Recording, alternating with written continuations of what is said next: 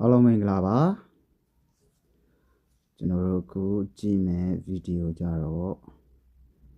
ဘာကြောင့်အာရပ်နိုင်ငံတွေကပါလက်စတိုင်းဒုက္ခသည်တွေပါလက်စတိုင်းလူမျိုးတွေကိုလက်မခံကြတာလဲ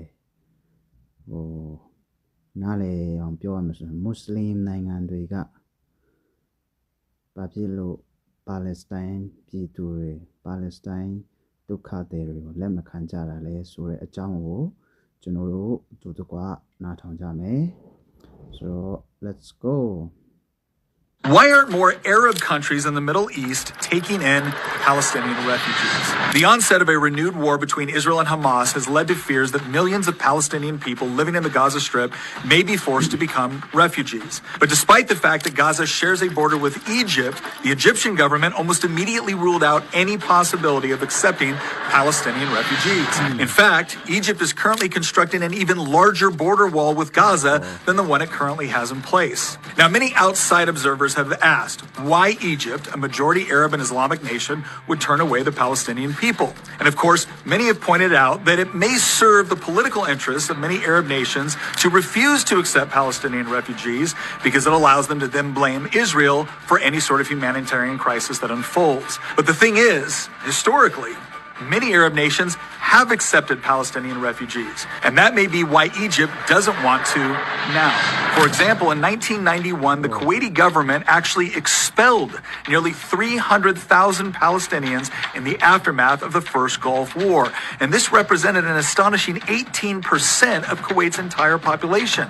So what was the reason? Well, the Palestinian Liberation Organization had actually supported Saddam Hussein's invasion of Kuwait a year earlier, and this support only grew after Iraq began attacking Israel with rockets throughout the war. After Kuwait's liberation, the government considered much of the Palestinian community to be complicit in the Iraqi occupation of their country, and in response, nearly all Palestinians were deported in just a few months. And this wasn't the first time something like this had happened. Decades earlier, the Palestinian groups operating in Jordan had come to openly call for the overthrow of Jordan's monarchy in the aftermath of the Six-Day War. At the time, the PLO maintained its own separate army on Jordanian soil and used that armed force to sow chaos. Armed gangs of PLO militants drove around the capital of Amman, robbing families and businesses in the name of collecting financial assistance for the ongoing war of attrition against Israel. When members of the Jordanian police and army tried to defend their citizens from these attacks, they were attacked and killed. The Palestinian political network operated as a state within a state,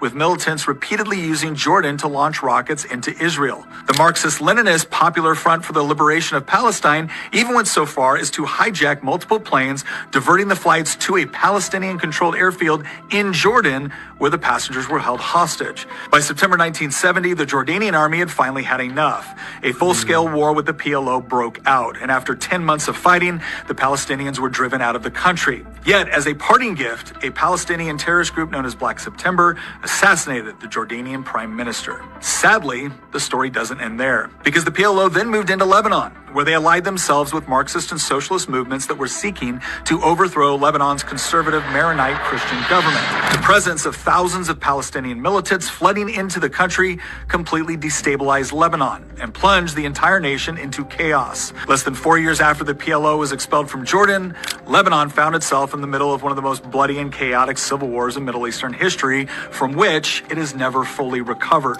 In short, Palestinian organizations have not just attacked Israel. They have sowed unrest in many of the neighboring Arab and Muslim countries as well, and this has led those governments to the conclusion that allowing for mass immigration or even just refugee camp resettlement within their borders would lead to domestic unrest for their own countries. And this, of course, only exacerbates the humanitarian crisis for those Palestinian non-combatants caught in the middle. The problem is, as long as terrorist organizations like Hamas and others are elected to represent the Palestinian people, their plight will most likely continue, as neither Israel nor apparently the surrounding Arab nations want to see their own populations threatened by terrorist groups. So, Palestine တွေက terrorist ကြမ်းဖက်တွေလို့ဖြစ်သွားတယ်လို့ပဲเนาะဆိုတော့သူတို့သွားတဲ့နေရာမှာအကြမ်းဖက်လုပ်တဲ့အလုပ်တွေကိုလိုက်ပြီးမှအားပေးထောက်ခံတယ်ပြင် တပ်ဖြတ်မှုတွေကိုသူတို့လုပ်တယ်ဆိုတာကျွန်တော်တို့တွေ့ရတယ်သူပြောတဲ့အရာကျွန်တော်တို့နားလည်ရတယ်ဆိုတော့သူတို့ကတခြားဒီအာရပ်နိုင်ငံတွေကဥပမာဂျော်ဒန်ကကိစ္စတွေကိုဝိတ်ကိစ္စတွေမျိုးသူတို့မျိုးကနေသူတို့ကနားလည်သဘောပေါက်ထားတဲ့ပုံပေါက်တယ်ဆိုတော့အဲကြောင့်အီဂျစ်ကလည်းအခုဆိုတော့ပါလက်စတိုင်းဂါဇာမှာစစ်ဖြစ်နေလို့တောင်းတင်းတော့စစ်ပေးဆောင်ဒုက္ခတွေသူတို့မတွားနိုင်အောင်သူတို့ရဲ့နယ်မြေမှာဒီတိုင်းတွေသူတို့ကာထားတယ်ဆိုတာကျွန်တော်တို့တွေ့ရတယ်ဆိုတော့သူတို့ဒီမွတ်စလင်နိုင်ငံတွေကိုတိုင်ရလဲဒီပါလက်စတိုင်းတွေကိုမလက်ခံချင်တာအကြောင်းရှိတယ်သူတို့ကအကြမ်းဖက်တွေနဲ့ဆက်ဆက်တယ်အကြမ်းဖက်အလုပ်မျိုးကိုလိုက်ပြီးမှအားပေးထောက်ခံတယ်ပြီးရင်သူတို့ကလုံးပြောရမှာဆိုရင်သူတို့ကအကြမ်းဖက်တွေကသူတို့ကိုအသုံးချတယ်ကွာသူတို့ရောက်တဲ့နေရာတိုင်းမှာသူတို့ရောက်တဲ့နေရာတိုင်းမှာပြဿနာရှိဖို့ပိုပြီးမှများတယ်ဆိုတော့အဲ့နိုင်ငံတွေကသူတို့မလိုက်ခံတာသူတို့နိုင်ငံမှာလည်းဒီလိုမျိုးမဖြစ်အောင်ကြိုတီးပြီးသားမလို့သူတို့မလိုက်ခံတယ်လို့ပဲကျွန်တော်တို့နားလည်ရတယ်ဆိုတော့ဒီလိုမျိုးဗီဒီယိုတွေဆက်လက်တင်သွားမှာဖြစ်တဲ့အတွက်ကြောင့်ကျွန်တော်ရဲ့ YouTube channel ကိုလည်း